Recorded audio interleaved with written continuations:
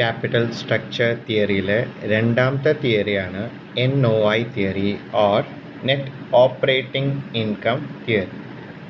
This theory is also suggested by Durant. This theory is just opposite of NI theory. So NI തിയറിയുടെ just opposite ആണ് NOI theory പറയണത്. So NI തിയറിയിൽ എന്താ പറയണത്? NI തിയറിയിൽ പറയണത് ക്യാപിറ്റൽ സ്ട്രക്ചർ ഈസ് റെലവൻറ്റ്. അപ്പോൾ NOI തിയറിയിൽ capital structure is irrelevant. Capital സ്ട്രക്ചറിന് യാതൊരു ഇമ്പോർട്ടൻസ് ഇല്ല എന്നാണ് പറയണത്. സോ നമുക്ക് നോക്കാം. According to this theory, market value of the firm is not at all affected by capital structure changes.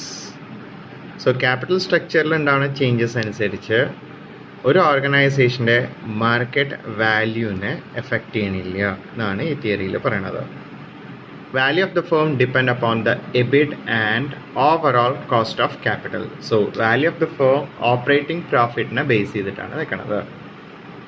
So capital structure is irrelevant. Capital സ്ട്രക്ചറിന് യാതൊരു importance ഇല്ല എന്നാണ് NOI തിയറിയിൽ പറയുന്നത്. So this theory is also known as irrelevance theory. So NOI theory is also known as irrelevance theory. So NI തിയറിയിൽ പറഞ്ഞ പോലെ തന്നെ NOI തിയറിയിലും അസംപ്ഷൻസ് ഉണ്ട്. സോ NOI തിയറിയിലെ ഫസ്റ്റ് അസംപ്ഷൻ ആണ് overall cost of capital remains constant for all degree of debt equity mix. So debt equity mixന്റെ ഏതൊരു combination എടുത്താലും overall cost of capital constant ആയിരിക്കും. എന്തുകൊണ്ടാണ് കോൺസ്റ്റൻ്റ് ആവുന്നത് നമുക്ക് നോക്കാം. The use of debt having low cost increases the risk of equity shareholders. This result in increasing cost of equity capital. Thus, the advantage of debt is set off by increase in KE. So, overall cost of capital എങ്ങനെയാണ് constant ആവുന്നത്? അപ്പോൾ debt instrument add ചെയ്യും തോറും അവിടെ എന്താ സംഭവിക്കുന്നത്? Equity share ഹോൾഡേഴ്സിന് risk കൂടാണ്. സോ റിസ്ക് കൂടുമ്പോൾ അവർ റേറ്റ് ഓഫ് റിട്ടേൺ അവർ എക്സ്പെക്ട് ചെയ്യുന്നത് കൂടും. സോ കോസ്റ്റ് ഓഫ് ഡെറ്റിൽ ഉണ്ടാവുന്ന ആ ലോ കോസ്റ്റ് ഡെറ്റിൻ്റെ അഡ്വാൻറ്റേജ് നമുക്ക് ഓഫ്സെറ്റ് ആവണം. എങ്ങനെ ഓഫ്സെറ്റ് ആവണു? ഡെറ്റ് ഇൻസ്ട്രുമെൻ്റ് കൂടും തോറും overall cost of capital constant ആവണു. ഇങ്ങനെ കോൺസ്റ്റൻ്റ് ആവണു. KE കൂട്ടുന്നുണ്ട്, കെയുടെ റേറ്റ് കൂട്ടുന്നുണ്ട്. സോ അതാണ് സെക്കൻഡ് ഇതിൽ പറയണത്. ഇത് സോ ആ പിക്ചർ നമുക്ക് നോക്കാം. ഇവിടെ cost of debt is lower than cost of equity. നമ്മൾ NI തിയറിയിൽ പറഞ്ഞ പോലെ തന്നെയാണ്. സോ കോസ്റ്റ് ഓഫ് ഡെറ്റ് ഇവിടെ ആഡ് ചെയ്യും തോറും cost of equity share holders അവരുടെ റിസ്ക് കൂടുതലാണ്. ഡെറ്റ് ഇൻസ്ട്രുമെൻ്റ് ക്യാപിറ്റൽ സ്ട്രക്ചറിൽ വരുമ്പോൾ ഇക്വിറ്റി ഷെയർ ഹോൾഡേഴ്സിന് റിസ്ക് കൂടുതലാണ്. സോ അത് കാരണം റിസ്ക് കൂടുന്ന കാരണം അവരുടെ റിട്ടേൺ അവർ കൂട്ടണം. സോ ക്യാപിറ്റൽ സ്ട്രക്ചറിൽ ഡെറ്റ് ഇൻസ്ട്രുമെൻറ്റ് കൂടുന്തോറും ഇങ്ങോട്ടാണ് പോവുക. സോ ഡെറ്റ് ഇൻസ്ട്രുമെൻറ്റ് കൂട്ടുന്തോറും KE അവരുടെ റേറ്റ് ഓഫ് റിട്ടേൺ കൂട്ടുന്നു. സോ അത് കാരണം ഇവിടെ ഉണ്ടാവുന്ന അഡ്വാൻറ്റേജ് ഇവിടെ ഓഫ്സെറ്റ് ആയിട്ട് പോണ കാരണം ഓവറോൾ കോസ്റ്റ് ഓഫ് ക്യാപിറ്റൽ എപ്പോഴും കോൺസ്റ്റൻ്റ് ആയിരിക്കും. സോ വാല്യൂ പിക്ചർ വരുമ്പോൾ ഒന്നുകൂടി മനസ്സിലാവും നിങ്ങൾക്ക്. Third one, the market capitalises the value of the firm as a whole and therefore split between debt and equity is not relevant. So ഇവിടെ പറയണത് NOI തിയറിയിൽ പറയണത് അതായത് debt and equity split is not at all important, is not at all relevant. എന്തുകൊണ്ടാണ്? The market capitalises the value of the firm. So value of the firm എപ്പോഴും constant ആയിരിക്കും. Overall cost of ക്യാപിറ്റലും value of the ഫേമും constant ആയിരിക്കും. Third അസംപ്ഷനിൽ പറയുന്നത് the market capitalises the value of the firm as a whole. So ഇവിടെ ഒരു ഓർഗനൈസേഷനെ മാർക്കറ്റ് വാല്യൂവിനെ എഫക്റ്റ് ചെയ്യുന്ന ഒരുപാട് കാര്യങ്ങൾ മൊത്തമായിട്ടാണ് എഫക്റ്റ് ചെയ്യുന്നത്. അവരുടെ പ്രോഫിറ്റ്, അവരുടെ ഗ്രോത്ത് റേറ്റ്, ഇതൊക്കെയാണ് എഫക്റ്റ് ചെയ്യുന്നത്. അല്ലാതെ ഡെറ്റ് ഇക്വിറ്റി കോമ്പിനേഷൻ അല്ല in the value of the firm affect ചെയ്യുന്നത്. So market capitalizes the value of the firm as a whole and therefore the split between debt and equity is not relevant, is not important. And fourth point, നമ്മൾ NI ൽ പറഞ്ഞിട്ടുള്ള same point തന്നെയാണ്, there is no corporate taxes. Then നേരത്തെ explain ചെയ്തിട്ടുള്ള the NOI theory to the relationship between the leverage and cost of capital has been presented graphically as. So graphical presentation ആണ് NOI theory to the cost of capital. Next ഇതിൻ്റെ calculation ആണ്. അതെങ്ങനെയാണ് calculate ചെയ്യുക? Value of the firm as per NOI approach V equal to EBIT divided by KO. So value of the firm find out ചെയ്യാനായിട്ട് EBIT divided by KO. അതായത് നമ്മൾ NI തിയറിയിൽ overall cost of capital find out ചെയ്യണം. KO equal to EBIT divided by V അല്ലേ? So അതൊന്ന് തിരിച്ചിട്ടു, അത്രയേ ഉള്ളൂ. Value of the firm first of all എൻ്റെ ക്വസ്റ്റ്യനിൽ EBITയും ഓവറോൾ കോസ്റ്റ് ഓഫ് ക്യാപിറ്റലും തന്നിട്ടുണ്ടായിരിക്കും. സോ അതിന്ന് വാല്യൂ ഫൈൻഡ് ഔട്ട് ചെയ്യണം എങ്ങനെയാണ്? Value equal to EBIT divided by overall cost of capital. Then next value of equity find out ചെയ്യണം. So നേരത്തെ NI തിയറിയിൽ നമ്മുടെ ഒരു equation V equal to E plus D ആയിരുന്നു അല്ലേ?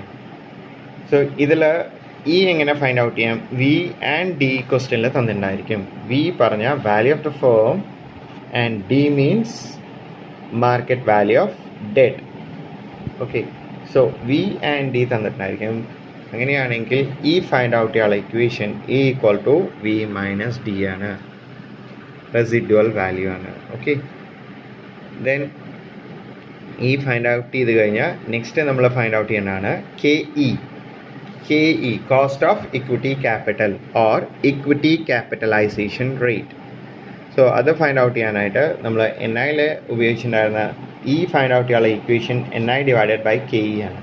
സോ നമ്മൾ ഓൾറെഡി ഫൈൻഡ് ഔട്ട് ചെയ്ത് കഴിഞ്ഞു. ഇനി അതിന്ന് KE നമുക്ക് ഫൈൻഡ് ഔട്ട് ചെയ്യാം. So equation KE equal to NI divided by E.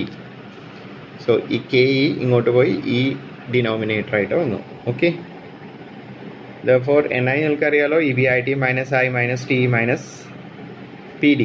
So T means tax rate ആണ്. ക്വസ്റ്റ്യനിൽ ചിലപ്പോൾ അത് തന്നിട്ടുണ്ടായിരിക്കില്ല, തന്നിട്ടുണ്ടെങ്കിൽ മാത്രം കൺസേൺ ചെയ്യുക. അതേപോലെ തന്നെ പ്രിഫറൻസ് ഷെയർ ഹോൾഡേഴ്സ് തന്നിട്ടുണ്ടാവില്ല. തന്നിട്ടുണ്ടെങ്കിൽ പ്രിഫറൻസ് ഡിവിഡൻഡ് അവിടെ ലെസ് ചെയ്യുക. സോ മോസ്റ്റ് പ്രോബബ്ലി ക്വസ്റ്റ്യനിൽ ഇത്ര പാട്ടായിരിക്കും ഉണ്ടായിരിക്കുക. EBIT മൈനസ് I എന്ന് പറഞ്ഞാൽ ഇൻട്രസ്റ്റ് ആണ്. നമ്മൾ ലോങ് ടേം ലോൺ അല്ലെങ്കിൽ ഡിബഞ്ചേഴ്സിന് കൊടുക്കണ ഡെറ്റ് ഇൻസ്ട്രുമെൻറ്റിന് കൊടുക്കണ ഇൻട്രസ്റ്റ് ആണ് അവിടെ I കൊണ്ട് ഉദ്ദേശിക്കുന്നത്. സോ ഓക്കെ ആണല്ലോ, equal to V minus D ആണ് വരുന്നത്. ഓക്കെ, സോ ഇതാണ് equation. V equal to EBIT divided by overall cost of capital equal to V minus D. KE equal to NI divided by KE. Okay, ഇനി നമുക്ക് NOI തിയറിയുടെ ഒരു problem നമുക്ക് നോക്കാം. XY limited has an EBIT of rupees 1 lakh. സോ XY limited എന്ന് പറഞ്ഞ കമ്പനിയാണ്. ആ കമ്പനിയുടെ ഓപ്പറേറ്റിംഗ് പ്രോഫിറ്റ് EBIT 1 lakh ആണ്. The cost of debt is 10%. So അവിടെ ഇൻട്രസ്റ്റ് റേറ്റ് ഡെറ്റിൻ്റെ ഇൻട്രസ്റ്റ് KD തന്നിട്ടുണ്ട് 10% ആണ്. And the outstanding debt amount to ₹4 lakh. So D market value of debt 4 lakh തന്നിട്ടുണ്ട്. Presuming the overall capitalization rate as 12.5%. So KO overall cost of capital ഞങ്ങളുടെ ക്വസ്റ്റ്യനിൽ തന്നിട്ടുണ്ട്. Calculate the total value of the firm and the equity capitalization rate. So ഇവിടെ value of the firm find out ചെയ്യണം. അതേപോലെ തന്നെ equity capitalization rate എന്ന് പറഞ്ഞാൽ KE find out ചെയ്യണം. Okay, so value of the firm find out ചെയ്യാനുള്ള equation EBIT divided by overall cost of capital ആണ്. So ക്വസ്റ്റ്യനിൽ EBIT 1 lakh and overall cost of capital 12.5%. So ഇത് വെച്ചിട്ട് നമുക്ക് എന്ത് ഫൈൻഡ് ഔട്ട് ചെയ്യാം? V ഫൈൻഡ് ഔട്ട് ചെയ്യാം. സോ ഇവിടെ EBIT 1 lakh ആണ്, K ഈക്വൽ ടു 12.5% ആണ്. So V equal to 1 lakh divided by 12.5 into 100 that is equal to 8 lakh. Next നിങ്ങൾക്ക് ഫൈൻഡ് ഔട്ട് ചെയ്യേണ്ടത് ആണ്. എന്ന് പറഞ്ഞാൽ V മൈനസ് D ആണ് ഈക്വൽ ടു വരുന്നത്. So value of the firm ഇപ്പം ഞങ്ങൾ ഫൈൻഡ് ഔട്ട് ചെയ്തു 8 lakh. ഡെറ്റ് ക്വസ്റ്റ്യനിൽ തന്നിട്ടുണ്ട് 4 lakh. സോ ഞങ്ങളുടെ ക്വസ്റ്റ്യനിൽ ഓൾറെഡി തന്നിട്ടുണ്ട് the outstanding ഡെപ്റ്റ് amount to ₹4 lakh. So ഈ 4 lakh ആണ് വരുന്നത്. 4 lakh. KE equal to NI divided by E into 100 ആണ് വരുന്നത്. സോ പെർസെൻറ്റേജിൽ എക്സ്പ്രസ് ചെയ്യുന്ന കാരണമാണ് ഇവിടെ ഇൻറ്റു 100 വന്നിട്ടുള്ളത്. അതായത് NI എന്ന് പറഞ്ഞാൽ EBIT minus I divided by E ആണ്. സോ 1 lakh ആണ് EBIT വരുന്നത്, മൈനസ് ഇൻട്രസ്റ്റ് വരുന്നത് 4 lakh ആണ് ഡിബഞ്ചർ ഔട്ട്സ്റ്റാൻഡിങ് ഡെറ്റ് വരുന്നത്, അതിൻ്റെ 10% ആണ് interest, whole divided by 4 lakh. അതാണ് E. നമ്മൾ നേരത്തെ ഫൈൻഡ് ഔട്ട് ചെയ്തു, E 4 lakh into 100. Therefore KE equal to 15%. So ഞങ്ങൾക്ക് KE കിട്ടി 15% ആണ് കിട്ടിയിട്ടുള്ളത്. Value of the firm 8 lakh ആണ് കിട്ടിയിട്ടുള്ളത്. സോ NI തിയറിയിൽ എന്താ പറയുന്നത്, കോസ്റ്റ് ഓഫ് ഡെറ്റ് കോൺസ്റ്റൻ്റ് ആയിരിക്കും, ലോ കോസ്റ്റ് ആണ്. KE അവിടെ വ്യത്യാസം വരും, അതായത് ഡെറ്റ് ഇൻസ്ട്രുമെൻ്റ് ആഡ് ചെയ്യും തോറും cost of equity capital will raise. Okay, and value of the firm and overall cost of capital remains constant. അപ്പോൾ ഇവിടെ KDയും KOയും കോൺസ്റ്റൻ്റ് ആയിരിക്കും, അതേപോലെ തന്നെ വാല്യൂ ഓഫ് ദ ഫേമും കോൺസ്റ്റൻ്റ് ആയിരിക്കും. ഇത് നമുക്കൊന്ന് ചെക്ക് ചെയ്ത് നോക്കാം. ഈ ക്വസ്റ്റ്യനിൽ തന്നെ അഡീഷണൽ ആയിട്ട് കമ്പനി റേസ് ചെയ്യാണ്. If the company decide to raise a sum of ₹1 lakh, നേരത്തെ അതേ ക്വസ്റ്റ്യൻ തന്നെ. ഇനി കമ്പനി 1 ലക്ഷം രൂപ വേണ്ടി അധികം എടുക്കുകയാണ് through debt at 10%. So debt ആയിട്ടാണ് അവരെടുക്കുന്നത്. ഇൻട്രസ്റ്റ് റേറ്റ് വരുന്നത് കൂപ്പൺ റേറ്റ് 10% ആണ്. And the users the proceeds to pay off the equity shareholders. So അത് ഉപയോഗിച്ചിട്ട് ഇക്വിറ്റി ഷെയർ ഹോൾഡേഴ്സ് അവിടെ പേ ചെയ്യുന്നുണ്ട്. അങ്ങനെ വരികയാണെങ്കിൽ വാല്യൂ ഓഫ് ദ ഫേം എന്തായിരിക്കും? സോ നേരത്തെ നമ്മൾ പറഞ്ഞു value of the firm find out ചെയ്യാനുള്ള equation EBIT divided by KO ആണ്. So V equal to 1 lakh divided by 12.5 into 100. So നേരത്തെ സെയിം തന്നെയാണ് 8 lakh. അതേ ക്വസ്റ്റ്യൻ തന്നെയാണ്, 1 ലക്ഷം രൂപ ഇവിടെ അധികമായിട്ട് റേസ് ചെയ്തു, അത്രയേ ഉള്ളൂ. നെക്സ്റ്റ് E ഫൈൻഡ് ഔട്ട് ചെയ്യാം. ഇയിലെ ചെറിയ മാറ്റം വരും. E equal to V minus D ആണ്. സോ V ഇവിടെ 8 lakh ആണ്, നമ്മൾ ഫൈൻഡ് ഔട്ട് ചെയ്തിട്ടുണ്ട് 8 lakh. ദെൻ D 4 lakh ആയിരുന്നു. നമുക്ക് already market value of debt 4 lakh ആയിരുന്നു. ഈ ക്വസ്റ്റ്യനിൽ 1 lakh എക്സ്ട്രാ റേസ് ചെയ്തിട്ടുണ്ട്. സോ 4 lakh പ്ലസ് 1 lakh, ഇപ്പോൾ market value of debt 5 lakh ആയി. So E equal to 8 lakh minus 5 lakh, that is equal to 3 lakh. Okay ആണോ? Next നമ്മൾ പോകുന്നത് KE ആണ്. KE equal to NI divided by E into 100 ആണ്. NI എന്ന് പറഞ്ഞാൽ EBIT minus I into 100 by E ആണ്. So EBIT 1 lakh തന്നെയാണ്. Interest 5 lakh ആയി, 4 lakh ഓൾറെഡി ഉണ്ടായിരുന്നു. ഇപ്പോൾ കമ്പനി 1 ലക്ഷം രൂപ അഡീഷണൽ ആയിട്ട് ഡെറ്റ് റേസ് ചെയ്തു. സോ 5 lakhൻ്റെ 10% 50,000 ആണ്, ഹോൾ ഡിവൈഡഡ് ബൈ E നമ്മൾ ഓൾറെഡി ഫൈൻഡ് ഔട്ട് ചെയ്തിട്ടുണ്ടായിരുന്നു 3 lakh. So 3 lakh into 100. Therefore KE equal to 16.67%. അപ്പോൾ ഇവിടെ KE will raise അല്ലേ, 15 16.67% ആയി, അത് കറക്റ്റ് തന്നെയാണ്. ഇനി overall cost of capital constant ആണോ അല്ലേ നോക്കാം. നമ്മൾ 12.5 ഇട്ടിട്ടായിരുന്നു ഓവറോൾ കോസ്റ്റ് ഓഫ് ക്യാപിറ്റൽ ചെയ്തിട്ടുണ്ടായിരുന്നത്. ഇത് നമുക്കൊന്ന് വെരിഫൈ ചെയ്യാം. The overall cost of capital as per NOI approach can now be verified as follows. So cost of capital equation നിങ്ങൾക്കറിയാം. Overall cost of capital is equal to KE into W1 plus KD into W2 ആണ്. So KE 16.67 ആണ്, 16.67%. Weightage 3 lakh total 8 lakh ആണ്. അതിൽ 3 lakh equity ക്യാപിറ്റലാണ്, E ആണ്. So 3 lakh divided by 8 lakh.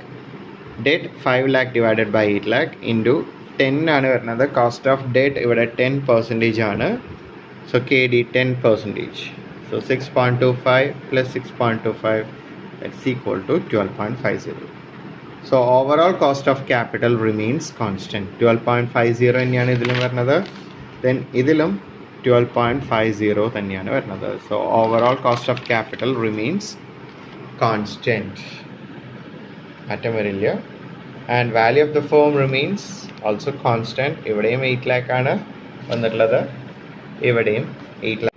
So ഇതാണ് നമ്മുടെ NOI theory വരുന്നത്. ഈ തിയറിയിൽ ക്യാപിറ്റൽ സ്ട്രക്ചറിൽ ഡെറ്റ് ഇൻസ്ട്രുമെൻറ്റ്സ് കൂടുന്തോറും ഇങ്ങോട്ട് വരും, ലിവറേജ് ഈ ഭാഗത്തേക്കാണ് അല്ലേ. സോ ക്യാപിറ്റൽ സ്ട്രക്ചറിൽ ഡെറ്റ് ഇൻസ്ട്രുമെൻറ്റ്സ് കൂടുന്തോറും ഓവറോൾ കോസ്റ്റ് ഓഫ് ക്യാപിറ്റലും വാല്യൂ ഓഫ് ദ ഫേമിലും യാതൊരു ചേഞ്ചസും ഉണ്ടാവില്ല. They are constant at all levels, at all the combination of debt and equity. Why? ഇവിടെ ലോ കോസ്റ്റ് ഡെറ്റിലുണ്ടാവുന്ന അഡ്വാൻറ്റേജ് ഇവിടെ ഓഫ്സെറ്റ് ആവുന്നുണ്ട്. സോ ഡെറ്റ് ഇൻസ്ട്രുമെൻ്റ് ആഡ് ചെയ്യും തോറും ഇക്വിറ്റി ഷെയർ ഹോൾഡേഴ്സിൻ്റെ റിസ്ക് കൂടുകയാണ് ചെയ്യുന്നത്. സോ അതുവഴി ഇവരുടെ റിട്ടേണും അവർ കൂട്ടുന്നു. അപ്പോൾ ഇവിടെ ഉണ്ടാവുന്ന അഡ്വാൻറ്റേജ് ഇവിടെ ഓഫ്സെറ്റായി പോകുന്ന കാരണമാണ് ഓവറോൾ കോസ്റ്റ് ഓഫ് ക്യാപിറ്റലും വാല്യൂ ഓഫ് ദ ഫേമും കോൺസ്റ്റൻ്റ് ആണ്.